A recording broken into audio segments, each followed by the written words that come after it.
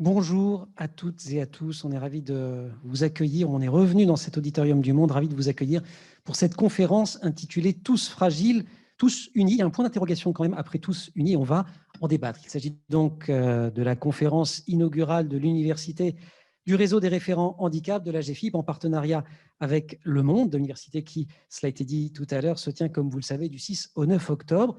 Vous la suivez en direct et en ligne, vous pouvez contribuer à ce débat, poser des questions directement sur la plateforme de l'université via le chat. Et tout à l'heure, je me ferai votre interprète pour poser vos questions ou faire part de vos commentaires à nos invités. Alors, on va vous proposer, pour ouvrir cette université ou pour poursuivre l'ouverture, car elle a déjà été brillamment ouverte, on va vous proposer une relecture de la crise sanitaire de ces derniers mois.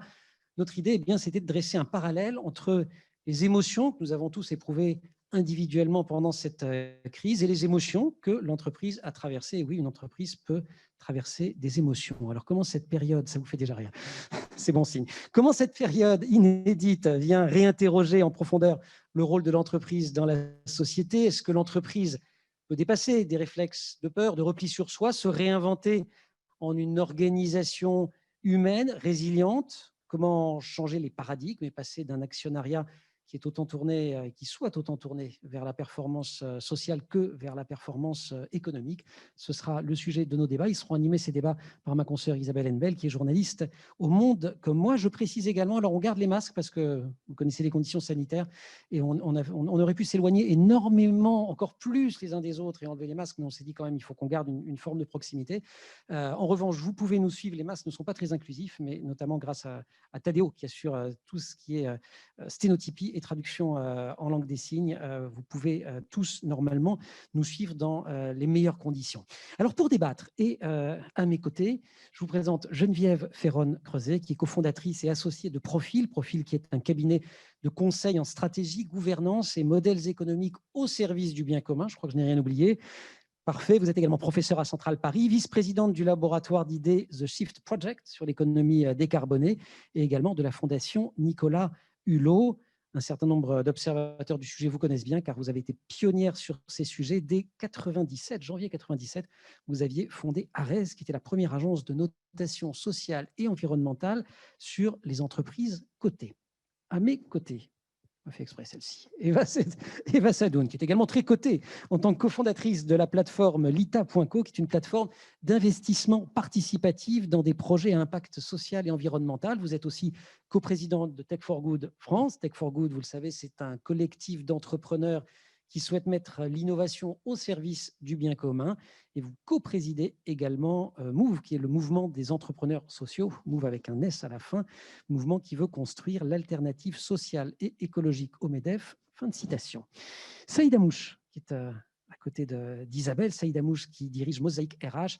Mosaïque RH, vous connaissez aussi, cabinet de recrutement orienté vers la diversité et l'inclusion. Vous l'avez fondé en 2007 et depuis, vous avez réussi à établir des liens extrêmement solides avec de grandes entreprises et vous êtes reconnu comme un expert incontournable de la diversité et de l'inclusion en France. J'ajoute que pour amplifier l'action de Mosaïque RH, vous avez lancé en 2015 la Fondation Mosaïque.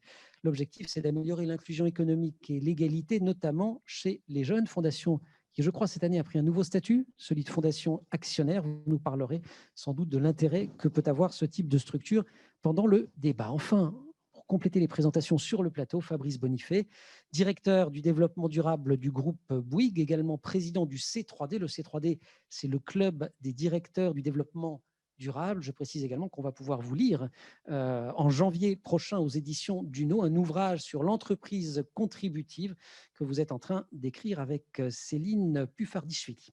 Et puis enfin, il va y avoir un cinquième intervenant. Il n'a pas pu venir physiquement, mais il va être présent avec nous malgré tout en images. C'est le réalisateur Stéphane Brisé. Il a tenu à partager sa vision de l'entreprise et de sa fragilité. Stéphane Brisé, vous connaissez son œuvre. Il a réalisé près d'une dizaine de longs métrages, notamment La loi du marché, qui avait valu à Vincent Lindon, son interprète principal, un prix d'interprétation à Cannes, c'était en 2015. Vinrent ensuite des films comme Une vie, comme En guerre, et nombre de ces films qui portent un regard critique sur la financiarisation de l'économie. Son prochain film s'intitule Un autre monde. Il sortira en 2021. Et justement, pour introduire le débat, eh bien, je vous invite à écouter le message de Stéphane Brisé. Vidéo.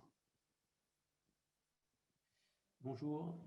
Alors, on m'a demandé d'introduire cette conférence. Je le fais avec beaucoup de plaisir parce que cette thématique du handicap me touche personnellement, intimement. Et on m'a dit que la thématique de cette conférence était tous fragiles, tous unis. Alors, tous unis fait écho à une fraction de notre devise républicaine, qui est la fraternité. La fraternité, c'est quelque chose qu'on observe régulièrement, donc c'est-à-dire c'est quelque chose dont on est capable, et on l'observe régulièrement dans des moments de grande émotion. Ça peut y avoir des accidents très spectaculaires, il peut y avoir des attentats, et à ce moment-là, tous ensemble, on sent la nécessité de ce lien. Donc ça veut dire que c'est quelque chose dont on est capable, mais on en est souvent capable parce qu'il y a presque une injonction collective qui est très largement nourrie par les médias. Mais le reste du temps, finalement, la question, c'est comment on fait, quoi. Là, on fait, je crois, que comme on peut. On ne fait même pas comme on veut. Je crois qu'on fait comme on peut, avec ce qu'on est, tous, humblement. Et je crois qu'il n'est pas si simple que ça de faire face à la fragilité de l'autre. Parce que quand on est face à une fragilité, ça nous renvoie à notre propre fragilité. Et c'est jamais simple de regarder ça en face, je crois.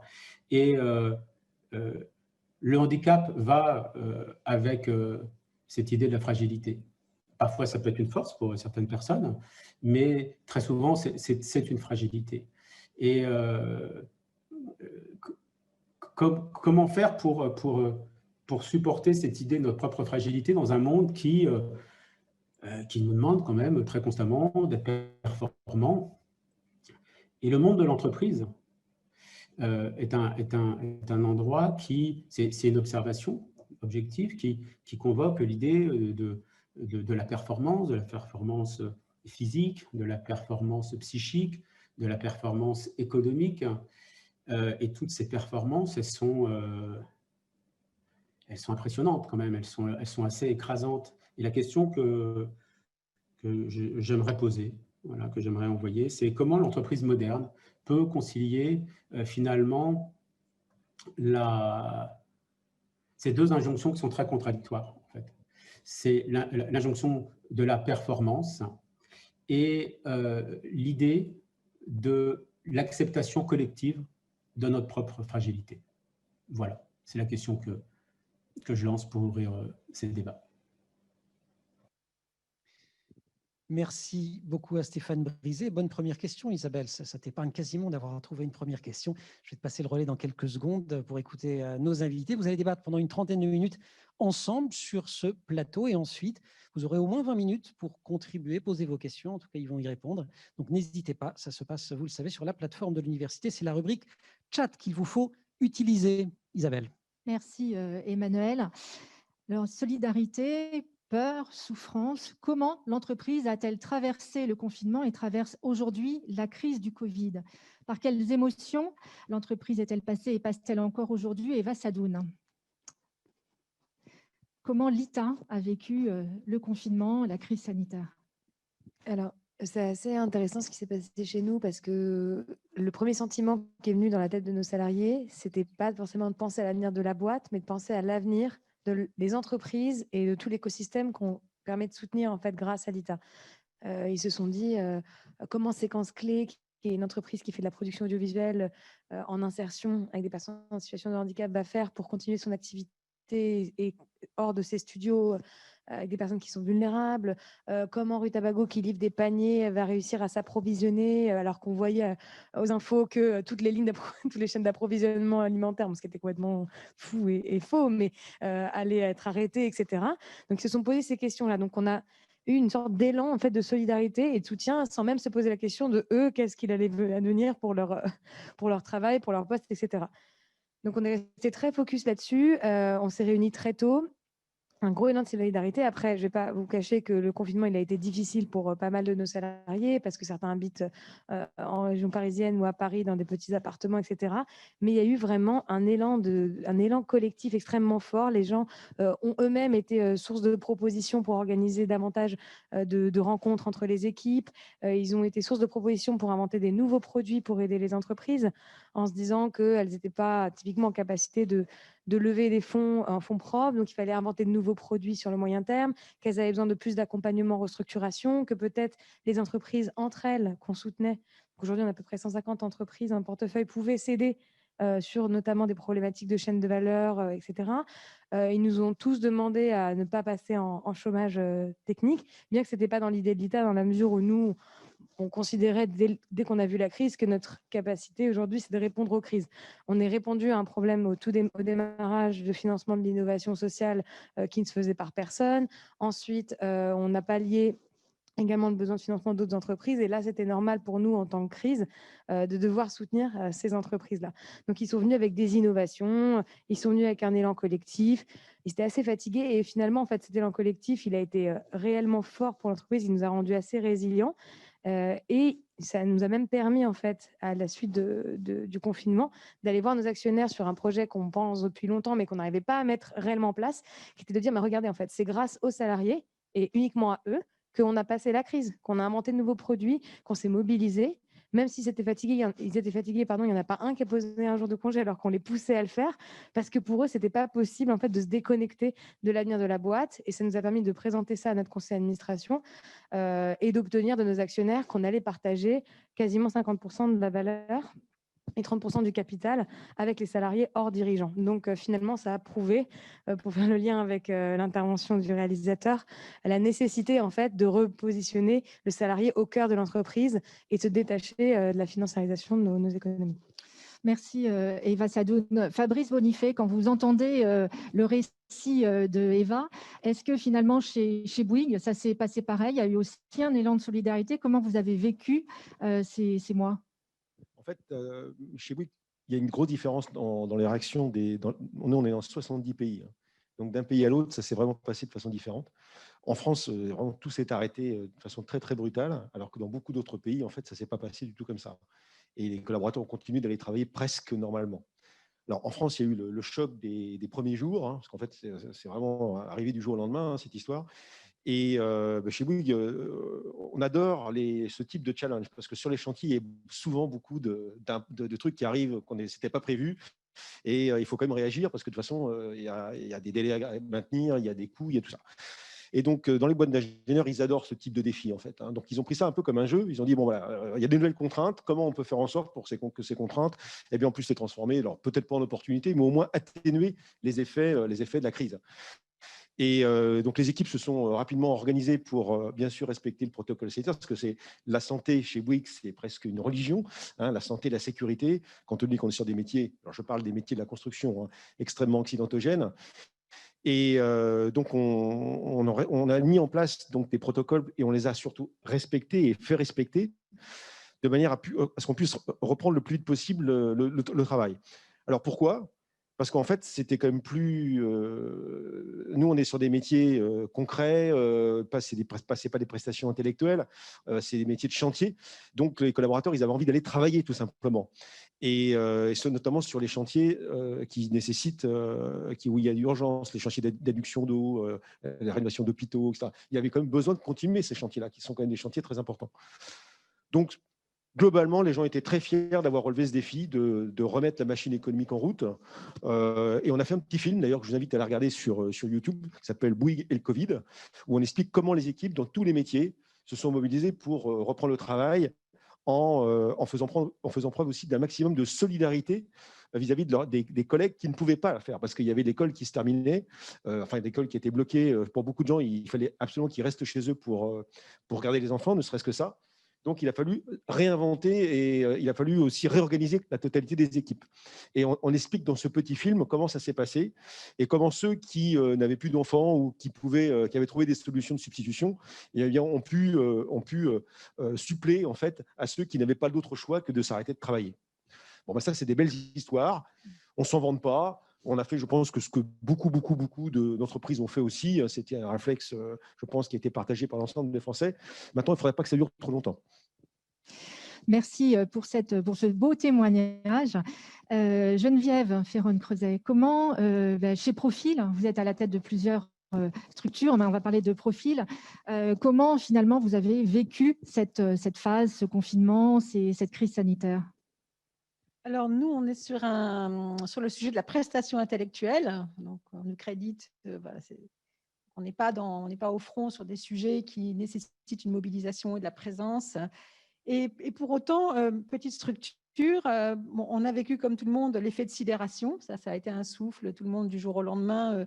C'était une dystopie. Hein. C'était clairement, on basculait dans quelque chose qu'on n'avait jamais connu, avec très anxiogène. Et donc, cette dimension de grande vulnérabilité pour des petites structures, mais aussi, on se disait, parce qu'on accompagne des entrepreneurs qui ne travaillent pas avec des très grandes entreprises, on accompagne des entrepreneurs qui ont des projets aussi socio-environnementaux qui reposent sur des modèles économiques qui sont un peu tangents. Donc, on avait aussi un peu comme Eva, cette anxiété de se dire, mais comment tout ça va résister? Et pour revenir sur notre petite équipe d'une dizaine de personnes, les liens se sont soudés de façon étonnante parce qu'on a pu échanger sur des sujets, même si on est une famille, si on est honnête, on est quand même une famille, mais on a pu se dire aussi comment on se sentait, on a parlé de nos émotions et c'était un moment assez particulier parce que certains étaient inquiets pour leurs proches. Voilà, il y avait des éléments il y en a eu toutes les palettes de situations. Et puis, sur le plan de l'entreprise, mais on va y venir, ce qui a été intéressant, c'est on s'est dit, mais nos sujets, c'est la raison d'être des entreprises, c'est le sens, c'est est-ce qu'on est capable d'imaginer des modèles de gouvernance, des modèles économiques qui réellement contribuent au bien commun, c'est-à-dire qui relèvent les défis du 21e siècle, qui sont des défis d'inclusion, de partage de la valeur, d'intégration des risques écologiques. On s'est dit, mais ces sujets-là, est-ce qu'ils vont résister ou pas, ou est-ce qu'ils vont être emportés? Parce que c'est peut-être que le Covid, d'une certaine façon, était le messager du futur, même si on ne sait toujours rien de cette petite bête-là. Mais qu'est-ce qu'il nous dit de ce futur? Et est-ce que nos sujets vont résister? Est-ce que notre équipe va résister? Est-ce que notre culture d'entreprise va résister? Est-ce que nos clients vont continuer à nous faire confiance? Donc, on l'a vécu dans un état de grande proximité malgré le virtuel, le caractère virtuel, et avec un sentiment de se dire, là, c'est un peu l'épreuve du feu. Est-ce que nos idées, est-ce que ce qu'on promeut, bien sûr pas seul, hein, est-ce que c'est en capacité de tracer une trajectoire qui sera plus désirable malgré tout ce qui est mis à vif et à nu par cette maladie? Merci Geneviève pour ce témoignage. Saïd, je vous voyais opiner du chef quand Geneviève parlait. Est-ce que Mosaïque RH, en fait, comment Mosaïque RH a vécu toute cette période? Est-ce que ça a été aussi l'épreuve du feu? Ça a été clairement l'épreuve du feu, on peut le dire. Mais moi, ce que je retiens, c'est un sentiment très bizarre parce que très rapidement, on est rentré dans le brouillard. Et le brouillard, ça génère de la peur parce qu'on ne sait pas où on va. On ne sait pas quelle est la trajectoire qu'on doit suivre et on découvre chaque jour en fait énormément de messages négatifs qui renforcent en fait ce sentiment de peur et qui poussent chacun à s'interroger sur son avenir. Est-ce que je vais garder mon travail? Est-ce que je vais pouvoir manger? Est-ce que je vais pouvoir m'occuper de ma famille? Et nous, au sein de Mosaïque RH, c'est quand même aujourd'hui 70 collaborateurs. Eh bien, on a vraiment reçu cette peur avec une espèce d'émotion très particulière, puisque en fait, on a surpassé cette peur grâce à la solidarité, grâce à cette capacité presque génétique de nos collègues de vouloir en fait transcender la difficulté qu'il y a en face. Et chaque jour, en fait, on s'est rendu compte qu'on sortait du brouillard grâce à cette envie de pouvoir finalement devenir un opérateur de la réparation. Et notre rôle, nous, c'est de pousser un certain nombre d'entreprises à recruter des talents issus des territoires populaires. Et en faisant ce travail qui est devenu finalement encore plus éclairant dans le sens où c'était le moment plus que jamais où il fallait justement travailler cette capacité de mise en conformité, mise en confiance, mise en conformité des processus, mise en confiance par rapport aux candidats, et faire en sorte que les gens se rencontrent et puis se fassent confiance à leur tour pour pouvoir ensuite travailler ensemble. Et en fait, pour moi, ça a été un magnifique moment en fait, qui a permis à l'entreprise d'être davantage soudée et ce défi, ce challenge, ça nous a vraiment confrontés et on s'est dit tiens, c'est pas un hasard qu'on soit là et c'est super qu'on ait un projet en fait de groupe qui puisse nous faire rebondir. Et puis voilà, on prend du plaisir. On a fait un séminaire en ligne. Il y avait plein de gens qui n'étaient pas dans une culture digitale. Ça a été l'occasion de faire le grand saut. Et donc on a appris beaucoup pendant cette période, à la fois à titre personnel, mais au titre des synergies qu'on pouvait avoir autour du projet. Merci. J'aime beaucoup cette expression, la solidarité génétique. C'est joli. Eva Sadoun, est-ce que ça vous inspire, cette solidarité génétique? Et puis, fort des constats qu'on vient de dresser de la part de vous quatre, que peut-on tirer comme enseignement sur la place de l'entreprise dans la société?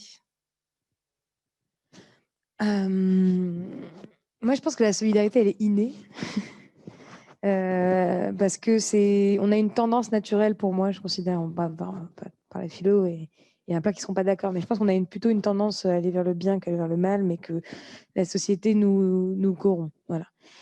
Et que c'est par pur sentiment de vouloir exister, on doit en fait se comporter parfois de manière un petit peu trop difficile par rapport à ce que l'homme pourrait faire. Bref, en gros, ce que ça nous a appris, cette crise, à mon sens, c'est que déjà, la sensibilité économique des citoyens pouvait vraiment permettre d'opérer un changement. On travaille sur ça, rendre plus démocratique la finance et la compréhension de l'économie, alors qu'à la base, on nous disait non, mais l'investissement, c'est pas fait pour les citoyens. Ça veut dire quoi? Ça veut dire que parce que tu portes un costume et que tu as fait la chaussette, tu es capable de comprendre comment est-ce qu'une entreprise fonctionne. Mais par contre, les gens de la vie quotidiennes ne sont pas capables alors qu'ils vivent dans le système économique et ils en pâtissent davantage d'ailleurs que ceux qui sont au niveau plus macro. Donc ils le comprennent davantage. Et c'est ce qu'on a vraiment constaté. Et surtout pendant la crise, elle a révélé des fragilités économiques qu'ont compris les citoyens parce que déjà ils ont subi la volatilité des marchés qui a fait que pas mal de produits d'épargne du quotidien ont un peu perdu en encours, en stabilité. Et également parce qu'ils se sont rendus compte tout simplement, alors qu'ils vivent dans, soi-disant, une des 1 à 10, on ne sait pas comment on voit les choses, puissance mondiale, on n'est pas capable de mettre un bout de tissu et deux élastiques pour faire des masques et le distribuer à la population. Ils se sont posé ces questions, mais pourquoi est-ce qu'on n'est plus capable de ça? Et ils ont compris qu'en fait, effectivement, on avait peut-être par trop d'orgueil, construit une société dans laquelle en fait, on pouvait juste vivre du secteur tertiaire et qu'on n'avait pas besoin d'investir dans l'économie locale et que finalement, on pouvait vivre sur une économie financiarisée sans se préoccuper de comment est-ce que finalement la finance allait développer l'économie réelle. Donc, ils se sont vraiment intéressés à ça. Et nous, on a eu énormément de nouveaux inscrits pendant cette période-là qu'on n'a pas forcément dirigé à investir tout de suite, mais qui nous disaient qu'ils avaient besoin demain d'être capables de comprendre en fait dans quoi ils allaient investir, d'investir dans des filières de production. On nous a demandé plein de nouveaux secteurs. C'est eux-mêmes qui nous ont demandé si on n'avait pas des entreprises qui étaient capables de relocaliser la filière textile, relocaliser la filière de fabrication des médicaments, etc. Parce qu'ils avaient peur en fait d'une nouvelle situation de crise dans laquelle on allait devoir, pas par volonté, mais être coupé du monde.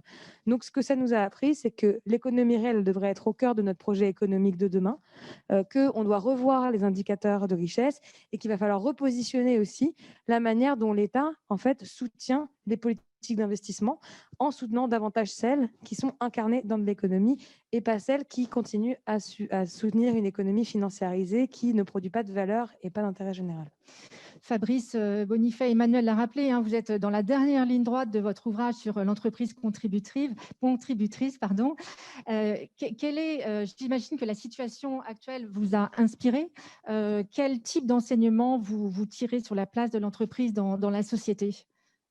Le premier enseignement, c'est que, en fait, si on en arrivait là avec la crise Covid, qui est une zoonoose, qui est en fait le fait qu'on a quand même pas mal perturbé le vivant depuis quelques décennies, il va falloir se resynchroniser à l'essentiel, c'est-à-dire précisément au vivant.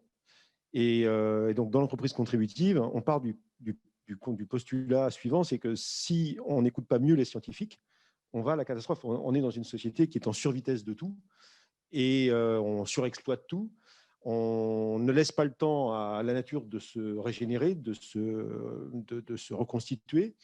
Et on voit bien, même avec la finance, on est en assistance permanente et on vit à crédit. Hein. Les États vivent à crédit, les ménages vivent à crédit, etc.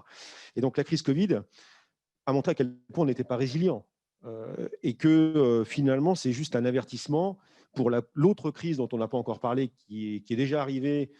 Et ça, on a bien vu ce qui s'est passé à Saint-Martin-Vésubie il y a quelques jours. Et c'est simplement la énième catastrophe qui, depuis une dizaine d'années maintenant, s'enchaîne sur tous les continents.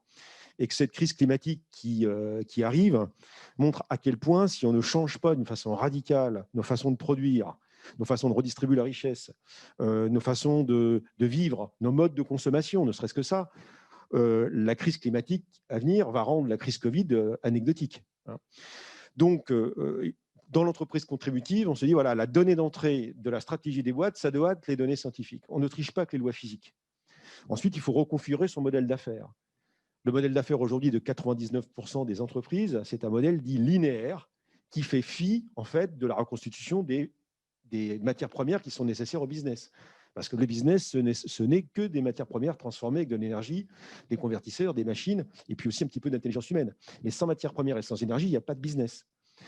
Donc, ce mode de consommation, on extrait des matières premières, on fabrique des produits et ensuite on les jette, parce que c'est comme ça que ça se passe, ce mode linéaire, il n'est clairement pas soutenable, et pas à l'horizon de 150 ans, à l'horizon de quelques années maintenant. Donc, il va falloir qu'on passe à l'économie de l'usage, et cette économie de l'usage, aujourd'hui, peu d'entreprises y est véritablement préparé, parce qu'on a toujours les mêmes métriques de la performance. Donc la vérité, il va falloir qu'on dise à nos actionnaires, il va falloir qu'on dise à nos clients, ben, oui, on va gagner moins d'argent dans les années qui viennent, parce qu'il va falloir qu'on fasse preuve de plus de sobriété, de frugalité en tout. Et donc il va falloir inventer un nouveau narratif du vivre ensemble, plus solidaire, si on veut y arriver, si on ne veut pas se taper dessus, pour les dernières ressources qui restera disponibles encore dans la nature, et expliquer en fait que eh bien, la façon dont on va compter la réussite, la performance, eh bien, ce n'est pas forcément les indicateurs qu'on utilise aujourd'hui. Et donc, dans l'entreprise contributive, on explique aussi quels vont être les nouveaux indicateurs qu'il va falloir mettre en place rapidement pour attester qu'une société, qu'une entreprise est à la fois pérenne, durable, mais aussi respectueuse du bien commun.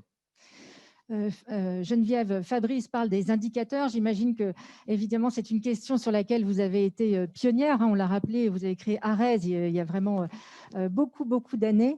Quel est votre regard finalement?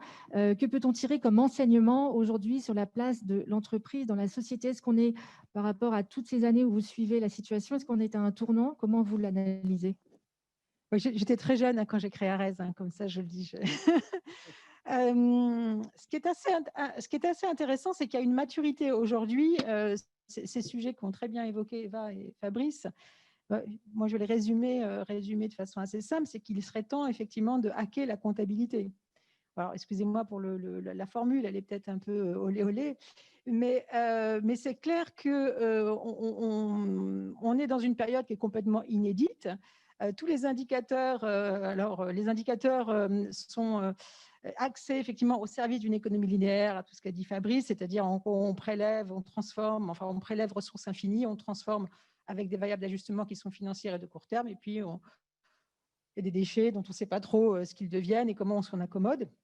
Et au fond, c'est passer à un modèle plus régénératif, circulaire. Ça demande de changer de métrique, mais c'est au-delà de changer de métrique, c'est déjà de se poser la question du sens, et c'est la question du bon sens. Alors après, on parlera des indicateurs, mais c'est vrai que la question des indicateurs, elle arrive une fois qu'on a réfléchi au sens, et si je vais même plus loin, c'est quoi l'utilité de l'entreprise? Parce que au-delà de la responsabilité, si je peux me permettre, se pose la question quand même du sens de l'utilité, alors de la contribution, parce que l'utilité est un concept philosophique, économique, politique. C'est compliqué de dire ce qui est utile ou pas utile. Voilà, on est 4 et peut-être qu'on aura des avis divergents, mais au moins de se dire, est-ce que ce que tu fais dans ton entreprise, est-ce que ça a un sens au regard précisément de cet impératif de reconversion, de resynchronisation au vivant et d'inclusion, de partage de la valeur, parce que ça devient complètement dingue. Donc, c'est déjà se poser cette question-là. Et on voit bien qu'on peut être une entreprise responsable, qu'on peut faire de l'investissement socialement responsable, avoir tous les marqueurs de la responsabilité dans les processus de création de valeur. C'est-à-dire, j'ai de l'huile de palme bio, mais je ne me pose pas la question de savoir si vraiment ce que je fais est intéressant sur des enjeux de nutrition, de santé, de déforestation. Et là, on est à ce moment-là, si vous voulez. On est à ce moment où il faut se poser la question du sens, de la raison d'être au sens, mais c'est quoi ma raison d'être au XXIe siècle, dans ce début de siècle qui est complètement dingue? Qu'est-ce que je me pose comme question, moi, en tant qu'actionnaire, dans ma perspective de création et de partage de la valeur? Donc, c'est la question de la responsabilité, de la contribution et du sens. Après viendra la question de la métrique. Et je terminerai en disant qu'on est toujours schizophrénique. On est toujours sur ce débat de financier et d'extra-financier, comme si que le financier était une sorte d'intégration de l'extra-financier, c'est-à-dire que l'extra-financier était au service du financier in fine, mais en fait, on doit vraiment être maintenant dans la convergence. Et c'est terriblement difficile d'être dans la convergence parce que ça amène des considérations qualitatives, donc il y a des indicateurs qualitatifs, c'est de la complexité, la qualité, donc ça nuit à la comparabilité, et la comparabilité, ben, c'est un petit peu le maître étalon des méthodes comptables. Et puis, pour terminer, je pense qu'il est temps de parler peut-être de accroissance. Je ne dis pas décroissance, je dis accroissance, c'est-à-dire que qu'est-ce qui nous a manqué le plus pendant qu'est-ce qu'on a évoqué le plus? La santé, l'éducation, qu'est-ce qui a compté le plus pendant cette crise-là? Eh bien, peut-être que se poser la question de ce qui a de plus de sens, de plus d'importance. Quand on parle de santé, on parle de mots qui sont des prélèvements obligatoires, on parle de coûts, on parle de taxes, et pourtant ça a de la valeur. Donc voilà, c'est tout notre logiciel qu'il faut repenser sur la création de valeur, sur l'utilité, et après on se posera la question des bons indicateurs pour en rendre compte. Mais de quoi est-elle faite cette croissance demain, ou cette croissance plus qualitative? Oui, effectivement, une croissance plus qualitative, voilà, une alchimie particulière qu'il va falloir bâtir. Saïd Hamouche, comment concrètement, en fait, on peut construire cette entreprise qu'on appelle inclusive, qui concilie performance sociale, performance économique? Quelles sont les clés de cela? Et notamment, je me demandais si vous pouviez revenir sur le statut, en fait, la fondation Mosaïque RH, qui est devenue cette année une fondation actionnaire. Est-ce que c'est justement un exemple concret de ce qui est cette nouvelle entreprise qui permet de concilier performance sociale et économique?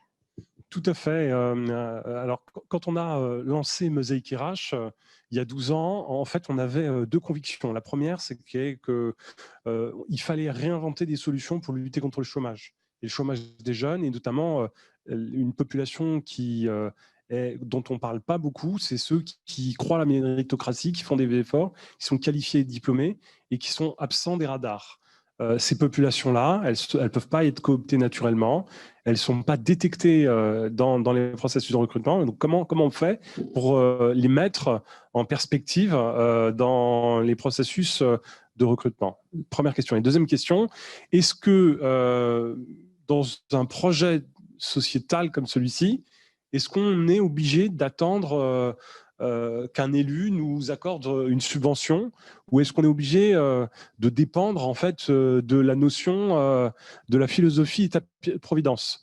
Nous, on avait la conviction qu'on pouvait à la fois réinventer une autre manière de créer du lien entre des entreprises qui ont des besoins de recrutement et des candidats qui ont des compétences à proposer, et tout en s'émancipant en fait des pouvoirs publics, de la stratégie de la subvention, de la dépendance aux maires locales, en finalement faisant un travail simple de mise en relation. Et puis finalement, si on propose un service qui est reconnu, pourquoi c'est pas à l'entreprise de payer même si on est en mode associatif, pourquoi c'est pas à l'entreprise? Et petit à petit, on s'est rendu compte qu'il y avait une capacité à développer un modèle économique différent, en gardant notre indépendance, notre liberté d'action, en continuant à être très focus culture du résultat, c'est-à-dire essayer d'être dans une notion de qualité. Et les premiers en fait succès ont appelé les seconds. Et naturellement, notre modèle a grossi. On a eu des clients. Ces clients sont devenus en fait des financeurs de notre croissance, à un point où on s'est rendu compte qu'il y avait un énorme secteur marchand qui était détenu par l'association. Et on ne comprenait plus pourquoi un cabinet de recrutement était associatif. Et donc, on a dû se justifier, on a dû se retrouver face à des hauts fonctionnaires qui nous disent « mais vous êtes là pour faire du business, donc on ne va pas forcément vous faire confiance tout de suite ». Et on se retrouve face à des entreprises qui nous disent « mais vous êtes un petit acteur associatif, et donc du coup… on va faire un peu d'RSE avec vous, mais surtout, vous libérez la porte là, parce que j'ai un prochain rendez-vous qui est plus stratégique et j'ai pas beaucoup de temps à passer avec le secteur associatif. » Alors, je caricature un peu, mais c'est un peu le type de message qu'on nous a envoyé. Alors, une fois qu'on a appris tout ça, on s'est dit que le chemin suivant, l'étape suivante, c'est pas de faire 100 placements de plus. L'étape suivante, c'est peut-être de permettre à la collectivité d'apprendre de ces techniques qui ont été développées et piloter en fait un changement stratégique à l'échelle nationale. Et c'est ce fameux changement systémique qui est aujourd'hui incarné par une fondation, puisque la partie marchande, pour nous, elle peut devenir une SAS. Donc, c'est devenu une entreprise à mission. Ça a été la nouveauté de cet été. Et ça a été extrêmement encouragé par les collègues qui ont eu un nouveau projet à relever un nouveau challenge à développer, et ça c'était très chouette. Et puis après avoir énormément travaillé avec les équipes de profil, de très bons conseils d'ailleurs sur mon profil, pour faire un peu de pub parce que vous le méritez amplement, on s'est rendu compte qu'il y avait une autre manière d'imaginer l'économie et fallait probablement réinventer des nouveaux statuts. Et grâce à la loi Pacte de 2009, on s'est rendu compte que les fondations pouvaient détenir des entreprises, et notamment des entreprises à mission. Et tout d'un coup, en fait, tout est devenu clair. C'est-à-dire que le plaidoyer, la vision de société, le recrutement inclusif, la lutte contre les discriminations, c'est la fondation. Et puis la prestation de service qui permet en fait de générer en fait à la fois du placement, facturer et générer des revenus. Eh bien, ces revenus sont des dividendes qui remontent à la fondation. Et ça, c'est original. Ça, c'est une nouvelle manière de pouvoir décoller. Et c'est le chemin qu'on suit. Eva Sadoun, on vient d'écouter le témoignage de Mosaïque RH. Vous avez tout récemment, en septembre ou fin août, tenu votre université d'été, qui se veut le pendant social de l'université du MEDEF. Vous avez à cette occasion annoncé, comment dirais-je, appelé de vos voeux plusieurs mesures, plusieurs réformes. Qu'est-ce qu'il en est aujourd'hui? Est-ce que vous avez l'impression qu'il y a des réformes qui ont été entendues et lesquelles? Alors, c'est marrant parce que je ne savais plus de quelle question vous alliez me poser, mais je commençais un peu à monter en grippe dans ma tête. Parce que, en fait, je crois que j'en ne peux plus en fait, des discours, et ce n'est pas les vôtres, c'est en général, et même le plan de relance, etc. Et je suis en train de repenser à tout ce qui s'accumule. Et aujourd'hui, il n'y a personne qui est prêt en fait, à une vraie radicalité. Et en fait, pour moi, c'est le centre de l'enjeu aujourd'hui. C'est que si on veut vraiment aller vers ces discours-là, ça va demander énormément de radicalité. Et aujourd'hui, personne n'est prêt à la prendre. Les opérateurs téléphoniques tiennent des beaux discours, mais derrière vont aller vers l'utilisation massive des serveurs et notamment attendre l'avis du gouvernement pour pouvoir déployer la 5G, même avec leurs bonnes intentions et leur vision philosophique. Les entreprises du secteur de l'énergie, derrière, ne collaborent toujours pas, et on fait croire qu'on est capable d'aller vers un scénario de degrés, mais aucune d'entre elles n'ont aligné leur stratégie avec ces scénarios-là. Le gouvernement parle d'un plan de relance et d'un budget vert qu'il présente vert, mais refuse qu'on mette en place aujourd'hui une éco-conditionnalité qui viserait à ce que les entreprises n'aient pas que des indicateurs financiers, mais aussi des indicateurs environnementaux et sociaux. Et ça, en fait, je sais pas, je suis montée en l'air dans ma tête. Je commençais à accumuler en fait tout ce qui se passe, parce que vous m'auriez posé la question il y a un mois pendant les universités d'été, j'étais extrêmement enthousiaste. L'ensemble des ministres se sont alignés en disant l'impact score que vous avez développé sur partage de la valeur, partage du pouvoir, impact social, impact environnemental, c'est magnifique, c'est l'outil dont on a besoin pour orienter nos investissements publics, les appels d'offres, etc. Mais derrière, toujours pas de nouvelles sur la capacité à demander ces indicateurs aux entreprises. Il nous disait l'éco-conditionnalité, c'est naturel parce qu'on développe un budget vert. Aujourd'hui, Donc là, on est en première lecture à l'Assemblée, mais il refuse, Bruno Le Maire l'a annoncé la semaine dernière, refuse l'éco-conditionnalité. Donc, en fait, je ne comprends pas comment on estime qu'on est capable d'aller vers le scénario climatique qu'il faut et vers la rupture de la crise sociale si on n'est pas capable d'avoir un minimum d'ambition radicale. Et c'est même le cas pour les entreprises à mission. On adore ce que fait Danone, on adore le fait qu'ils deviennent une entreprise à mission, mais quand on n'est pas prêt aujourd'hui à caper ses dividendes et avoir un budget d'investissement suffisamment conséquent, on ne fait pas la transition de son entreprise. Donc, ça demande du budget, de l'argent et de la radicalité pour réellement transformer nos modèles. Voilà, je pense qu'effectivement, votre réaction, votre enthousiasme, même si vous êtes effectivement un peu en colère, légitimement, je pense que ça va beaucoup intéresser nos internautes. Justement, je vais repasser la parole à Emmanuel Et pour les justement, questions. merci beaucoup Isabelle pour faire le lien avec cette radicalité à laquelle vous appelez. Je voudrais vous entendre, enfin quand je dis je, en fait c'est pas je, c'est un internaute qui nous a écrit sur la fonction de chat de l'université qui dit quelle est d'après vous la clé, le là étant capital, la clé de réussite pour réussir à opérer ce changement en profondeur durable nécessaire de nos entreprises. Donc si j'écoute Eva Sadoun, vous me dites si je n'ai pas bien compris, mais enfin c'est radicalité et c'est il faut y aller. Et en fait tout ça c'est un peu de la poudre aux yeux. S'il y a un truc.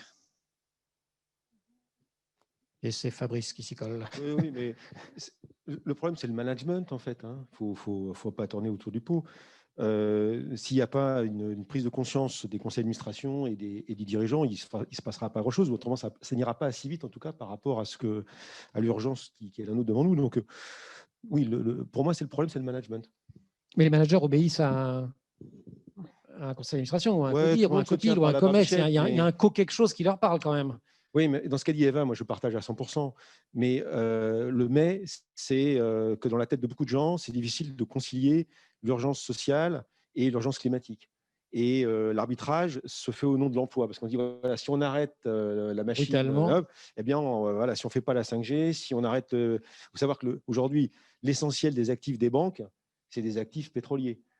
Si jamais on arrête, si on dit voilà, on arrête vraiment d'émettre du carbone, eh ben, les banques vont faire faillite et puis ça va, par effet domino, écrouler toute l'économie. Donc, les dirigeants aujourd'hui, que ce soit les dirigeants d'entreprise ou les politiques, sont face à des injonctions contradictoires. Donc, ce que vous répondez à Eva, c'est peut-être que malgré tout, ils essaient d'y aller, simplement le chemin est complexe. Mais je pense qu'ils ne sont pas complètement idiots, ils voient bien que ça ne va pas. Mais ce virage, il aurait fallu qu'on le prenne il y a 30 ou 40 ans. Là, il va falloir qu'on prenne un virage sur l'aile à 180 degrés en 5 ans. Et c'est un peu compliqué. C'est en fait, c'est le résultat d'années de renoncement, d'indécision et de manque de courage, comme l'a expliqué Cynthia Fleury dans un très beau livre. Absolument. Geneviève, là, pardon, Saïd voulait avant ?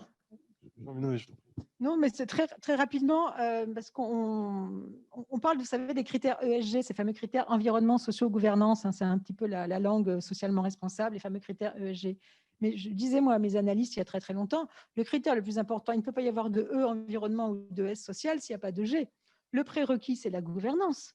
C'est tout simplement la gouvernance. Alors, moi, j'ai la chance de ne plus être dans une grande entreprise. Et donc, c'est de la complexité, une grande entreprise. Et tout ce que dit Fabrice, c'est vrai. Mais c'est la gouvernance.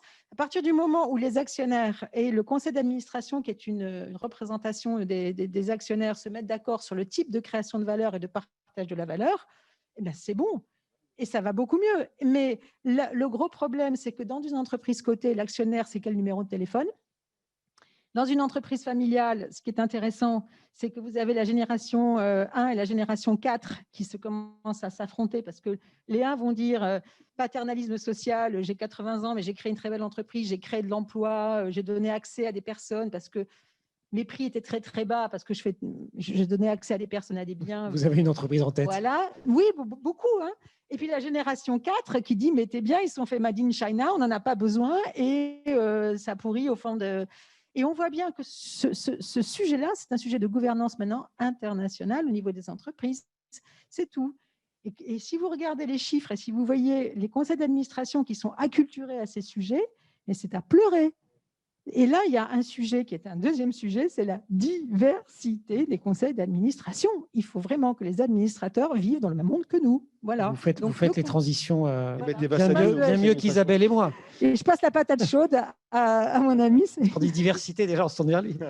Mais pareil, brièvement, si c'est possible, parce que je crois qu'il y a pas mal de questions qui attendent d'être affichées. Moi, je pense que la réponse, parce que la radicalité, c'est fondamental, en fait, il faut l'illustrer. Et je pense qu'une manière de l'illustrer, c'est de taper au porte-monnaie. Voilà, c'est très simple.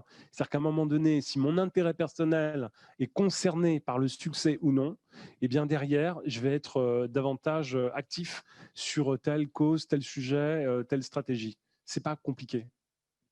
Question très d'actualité, Danick Tamuli. Le souci, c'est que, point de vue recrutement, aujourd'hui, les entreprises sont en train de mettre en place des stratégies de repli du fait de la baisse drastique de leurs résultats économiques. Fabrice Bonifay soulignait sur la question de l'urgence climatique, l'affrontement entre le social et l'environnemental est considérable. Aujourd'hui, il y a le sanitaire qui vient par-dessus tout ça, qui impacte le social. Est-ce que vous avez un commentaire à cette remarque, Danick Tamuli? Eva Sadoun. Un point, c'est que, et je vais parler pour toutes les filières parce que ça, voilà, mais un exemple, c'est que la filière environnementale peut être vraiment créatrice d'emplois.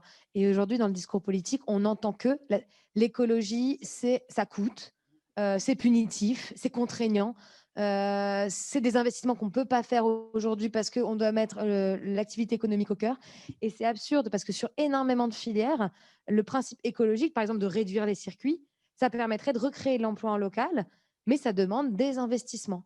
Et donc, il faut sortir de ce discours. Peut-être pour certaines filières, effectivement, notamment la filière énergétique, c'est beaucoup plus compliqué pour d'autres. Mais par contre, sur énormément de filières, notamment des filières industrielles, l'écologie peut rimer avec création d'emplois. Et donc, il faut qu'on envisage ça de cette manière-là. Une dernière question, toujours sur cette actualité de l'emploi et sur l'économie en général. Après, on reviendra sur Fragile et la fragilité qui était la thématique colonne vertébrale de cette conférence. Mais c'est une remarque, là encore, qui nous vient par Internet, par la fonction de chat du site sur lequel vous nous regardez, de l'URRH et de la GFIP. Rien ne prouve que ce qui devait être réalisé il y a 30 ans soit plus crédible et réalisable aujourd'hui. Est-ce que la domination de la valeur argent n'est pas le cœur du problème? Enfin, Fabrice Bonifay. J'ai cité ma citation favorite, hein, vous la connaissez tous, c'est quand on aura abattu le dernier arbre et mangé le dernier poisson, on va s'apercevoir que l'argent n'est pas comestible. On en est là aujourd'hui. Hein. Donc, je pense que ça revient sur la métrique de la performance. Comment on mesure? C'est quoi la valeur? C'est quoi la valeur de la vie, en fait? Donc, il va falloir qu'on change clairement notre façon de compter la valeur. Et le fameux PIB qu'on a, déjà Sarkozy voulait le réformer il y a 15 ans, bon, ça a fait plouf, hein, mais il est grand temps aujourd'hui, à la fois dans les entreprises, mais aussi au niveau des États, de compter la richesse autrement et de dire qu'on peut créer de la croissance sans croissance de flux physique carboné.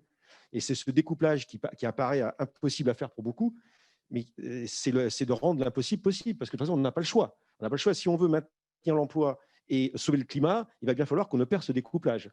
Et ça passe par ce qu'a dit Eva, ça passe par des emplois dits écologiques, c'est-à-dire des emplois beaucoup plus locaux, de refaire des choses qu'on faisait faire ailleurs, il faut qu'on le fasse à proximité. Et dans notre métier à nous, dans le bâtiment, bon, ça tombe bien, c'est des métiers qui ne se délocalisent pas. Sauf que là, maintenant, on sait qu'on va passer de constructeur de bâtiments neufs à rénovateur de bâtiments anciens. Mais qu'en plus, il faudrait se dépêcher. Et ça crée beaucoup d'emplois. Un seul chiffre, hein. En France, on a 35 millions de logements. On en rénove bien 124 000 par an. Il faudrait, pour respecter l'accord de Paris à notre échelle, en faire 3,5 fois plus. Ouais. Eh ben, ça fait 1,5 million plus de gens dans le bâtiment. Ben, c'est des emplois non délocalisables et en plus, qui sont des emplois qualifiés. Donc, allons-y. Fabrice, je vous laisse la parole un quart de seconde, mais parce qu'il y a une question que je vois revenir qui était pour vous. Par contre, si vous voulez bien le faire de manière concise, comme ça, je passe ensuite la parole aux autres. Est-ce que vous pourriez nous citer des exemples très précis d'indicateurs RSE retenus par le groupe Bouygues et qui viendraient illustrer votre propos? Oui, alors, on les suit tous, on est cotés, donc on a une obligation, on a des DPEF, on les a tous. Ce n'est pas le problème des indicateurs, c'est le problème des objectifs derrière ces indicateurs RSE.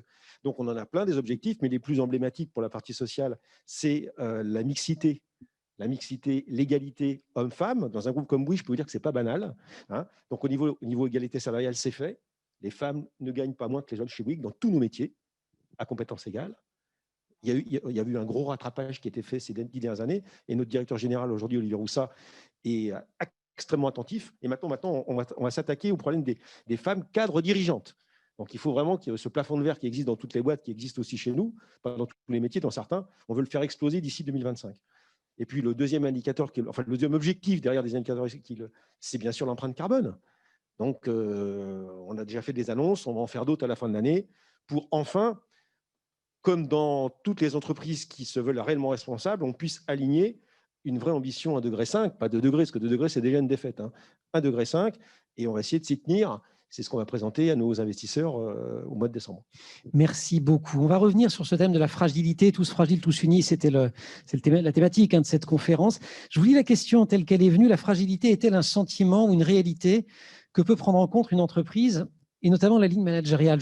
Alors peut-être que je me trompe, mais je sens derrière cette question quelques référents handicap qui vous regardent et qui vous disent « Ok, ils sont sympas, mais au quotidien, qu'est-ce que ça veut dire ?» Parce que voilà, de prendre en considération cette fragilité-là, je ne vais pas essayer d'interpréter la question en la précisant plus, mais est-ce que vous auriez de manière assez opérationnelle, assez concrète, des gestes à suggérer? Alors, des gestes managériaux, j'entends. Déjà, ça pousse en fait à s'interroger sur les populations qui sont ciblées. Tout le monde n'est pas extrêmement dépendant, en difficulté profonde. Il y a des populations en fait qui sont autonomes, qui sont en capacité en fait de faire des choses, et on peut imaginer en fait travailler d'une manière segmentée et en adaptant en fait des modalités d'intervention en fonction des publics. Et déjà, ça évite de sortir dans une logique possible, pas possible. Possible pour une partie, jusqu'où on peut aller avec ceux qui ont un niveau d'autonomie malgré l'handicap, et comment, avec ce qu'on a imaginé faire, peut-être qu'on peut réimaginer la création de modèles économiques, peut-être qu'on peut, comme on l'a fait chez Mosaïque RH, créer une offre de services spécifiques commercialisables. Et la conséquence, c'est que ça génère en fait des résultats. Ça fait des gains en fait quand on sort, quand on permet à quelqu'un de trouver du travail plus tôt que la moyenne nationale, ça génère des gains pour la collectivité. Ça permet à la collectivité d'avoir plus d'impôts, c'est aussi ça, plus de charges sociales. Et donc tout ça, ça génère vraiment des produits. Et c'est en fonctionnant d'une manière un peu décalée qu'on peut imaginer de nouvelles solutions. Deb ou Eva Rapidement, la question du handicap est une question laquelle j'ai travaillé dans une perspective d'agence de notation qui prend en compte la façon dont l'entreprise intègre le handicap et la fragilité, la vulnérabilité, et aussi en entreprise. Première remarque, j'ai un lien qui est très simple, c'est que la question du handicap, elle est réellement prise en compte d'un point de vue managérial quand elle est incarnée au plus haut niveau de l'entreprise. En général, quand vous avez là où les dirigeants de l'entreprise qui vivent ou qui ont vécu. Incarné, c'était au sens propre du terme, c'est qui est en situation de. Mais leur famille, et leur famille surtout la famille. Mais il y a beaucoup de pudeur sur ces sujets-là. Mais quand on arrive à les connaître, parce que j'ai travaillé sur un groupe, ça a duré une année, et je me suis aperçue que les dirigeants qui étaient les plus engagés dans cette démarche avaient vécu dans leur entourage proche des drames ou des situations qui leur avaient vraiment changé, mais complètement le regard sur le handicap. Alors, on ne peut pas souhaiter, bien sûr… Ça ne peut pas devenir un critère de recrutement. Ça ne peut pas du tout devenir un critère de recrutement, mais leur témoignage est intéressant parce que comme ils ont réussi à impulser un changement de culture, et il y a toujours des personnes dans l'entreprise qui sont très bénévolentes sur ces sujets. C'est la deuxième chose que je voulais dire. Ça ressemble un peu au sujet de la RSE, qui sont des sujets un peu démonétisés. Mais au fond, quand on comprend la puissance que ça représente, il y a toujours des personnes qui disent « mais moi, je vais le faire ». Et c'est là qu'on arrive à des éléments d'évaluation qui sont plus aussi qualitatifs, parce que ça change l'esprit de toute une business unit, ça change des pratiques, ça remet de l'adhésion, ça remet de la fierté, ça remet… Mais ça, évidemment, c'est du capital humain et c'est compliqué de pouvoir le monétiser. Voilà. Capital humain dont une personne qui nous suit sur Internet nous écrit qu'il représente la principale valeur d'une entreprise. Eva ? Oui, et juste sur la fragilité aussi, un peu pour recadrer, la fragilité, ce n'est pas uniquement les personnes qui sont en situation de handicap, tout le monde peut être au même niveau de fragilité, et je pense qu'il y a aussi une espèce de, bon là c'est mon côté écoféministe, mais une sorte de radical, modèle radical. Non, écoféministe, pas radical, mais écoféministe radical, ouais. Allez, je vais écrire comme ça va être le titre de mon prochain bouquin. En fait, je pense qu'on a mis en place une sorte de rêve viriliste dans l'entreprise, une sorte de modèle, mais même comme dans le milieu politique d'ailleurs, hein, selon lequel en fait tout le monde devait être un roc. Et d'ailleurs, j'utilisais beaucoup de substituts pour toujours et avoir l'impression d'être extrêmement solide, où la vulnérabilité était vue comme une fragilité et comme une faiblesse. Moi, il fallait me voir à la fin, après le confinement, 1 an sans vacances, la boîte à maintenir, le réseau à lancer, etc. Je pense que j'étais plus fragile que n'importe quelle personne. Et en fait, le fait de remettre de l'empathie et de la vulnérabilité, valoriser la vulnérabilité au sein du modèle managérial et de l'entreprise, et pas voir ça comme une fragilité et forcément comme une fragilité catégorisée, je pense qu'en fait, ça permet une meilleure inclusion de tout type de profil. Parce que finalement, nous, ce qu'on a vu dans mon passé, mais pas non plus 30 ans d'entreprise, mais 6 ans d'entreprise, c'est que les personnes les plus vulnérables et les plus fragiles, c'est souvent pas celles qu'on pense qu'elles le sont. Voilà, qu'elles le sont. Merci beaucoup. Je crois que cette table ronde touche à sa fin. Je vais peut-être vous demander en une phrase, je sais que c'est un défi, mais s'il y avait sur cette idée, tous fragiles, tous unis, une phrase, une idée avec laquelle vous souhaiteriez que les personnes qui ont assisté à ce débat, qui nous suivent derrière leur écran, repartent de votre part. Quelle serait-elle? Ça peut être un mot. Merci beaucoup. Non, mais je vous prends en traître. C'est quelque chose du genre. L'empathie permet finalement de nous rendre plus forts en réalité, et c'est pas c'est pas une faiblesse. Exactement ce que tu disais tout à l'heure. Je suis assez d'accord avec toi. C'est-à-dire que se réinterroger sur la manière dont on regarde l'autre, ça nous rend forcément plus forts. Et ça ne renvoie pas forcément à la fragilité. Donc, je paraphrase finalement, Eva. Saïd, merci. L'empathie rend fort, hein, Geneviève? C'est complètement à côté de la plaque, mais il me vient une phrase d'Edgar Morin que j'aime beaucoup. Alors, je vais aussi la mettre en mode Eva. Alors, la phrase, c'est « Puisque nous sommes tous perdus, soyons frères ». Donc, puisque nous sommes tous perdus, soyons frères et sœurs. Et en fait, tous perdus, c'est-à-dire dans ce monde, dans ce cycle qui s'achève, on est tous perdus, on va tous perdre. C'est un jeu perdant-perdant. Donc, maintenant, il est temps d'inventer un nouvel imaginaire. Donc, voilà, c'est de la solidarité et un nouvel imaginaire. Et j'aime beaucoup cette phrase de Morin qui nous invite au contraire à une... Bon, c'est sa théorie de la métamorphose. Mais c'est essentiel parce que de toutes les façons, c'est perdant-perdant si on continue. Fabrice, d'un mot pareil? Ouais, en fait, il faut promouvoir la valeur immatérielle. En fait, voilà, il faut qu'on passe de la valeur matérielle à immatérielle et qu'on puisse la mesurer en essayant de sortir des codes habituels qui sont des codes très quantitatifs. Et si on arrive à valoriser cette valeur immatérielle, on aura gagné le combat, mais c'est le défi. Eva? Saïd vous a déjà emprunté l'empathie qui était entre guillemets à vous, mais vous êtes partageuse et empathique vous-même. Peut-être sortons du mythe de la virilité avec grosse croissance, gros profit, gros développement, parce que ça n'existe ni pour les hommes ni pour les femmes. Sortir du mythe de la virilité, de l'empathie, de la fraternité, de la sororité et passer à des valeurs immatérielles. Merci beaucoup à toutes et à tous. Merci beaucoup à toi, Isabelle. Merci à Tadeo qui vous aura permis, si vous ne pouviez pas pour une raison ou pour une autre, nous entendre ou nous voir, de suivre tous ces débats. On a vu cet après-midi que cette crise ne laisse personne indemne, qu'elle vient bousculer de manière significative nos manières d'entreprendre, de travailler collectivement. Et c'est une réflexion qui va se poursuivre. Alors effectivement, à travers les différents travaux que vous allez mener, mais également lors de la conférence de clôture qui sera animée par Philippe Duport. Et vous entendrez Julia de Funès, Patrick Vivray, Jérémy Bourrois et Thierry Chiche. D'ici là, on vous souhaite de beaux moments d'intelligence collective. Je crois que vos ateliers vont démarrer dans 15 minutes. Et donc, bons ateliers, bon travail, belle université. Et je repasse la parole à Laure.